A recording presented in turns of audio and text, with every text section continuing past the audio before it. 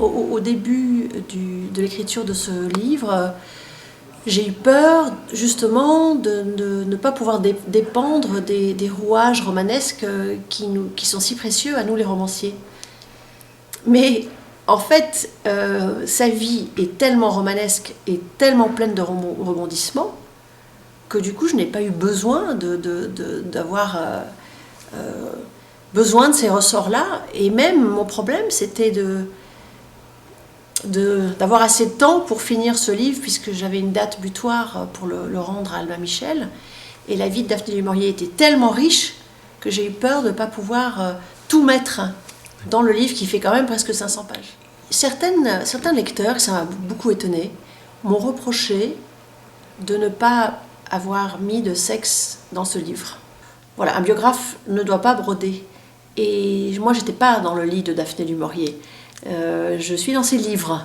Donc je pense qu'il faut parler de la vie privée, surtout si elle a un rapport avec le processus d'écriture, ce qui est le cas pour Daphné du Maurier, puisque tout ce qui était caché, clandestin, était vécu d'une façon tellement intense qu'elle arrivait à le transmettre très bien dans ses livres, sans bien sûr se nommer, sans bien sûr dévoiler le secret de ses actions.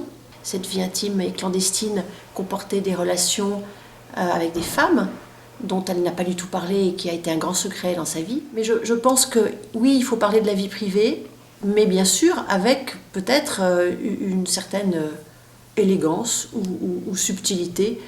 On n'est pas obligé non plus de devenir grossier, vulgaire ou gênant.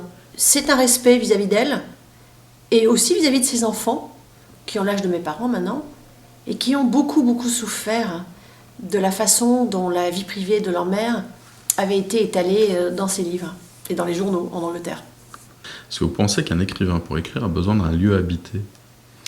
Alors ça dépend de l'écrivain, puisque moi j'ai des amis écrivains qui sont capables d'écrire dans des cafés, chez leur éditeur, dans le métro, dans un avion, dans un train.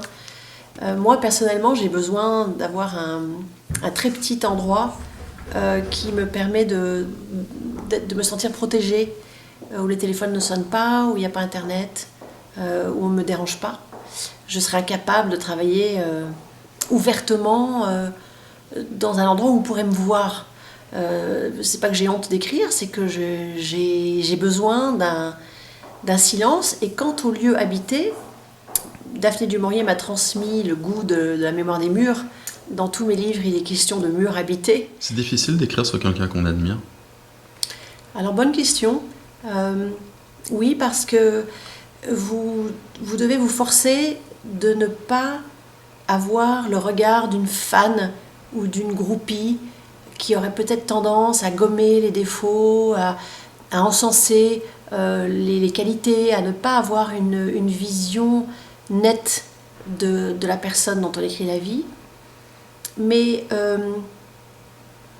je pense que j'ai pu mettre en valeur ses qualités et puis exprimer aussi ses défauts. Après tout, Daphné du Maurier n'est pas parfaite, vous non plus, moi non plus, personne n'est parfait.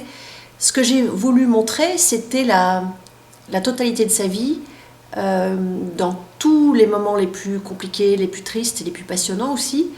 Donc ce livre, c'est vrai, est empreint de mon admiration pour elle. Je pense que le lecteur le voit tout de suite.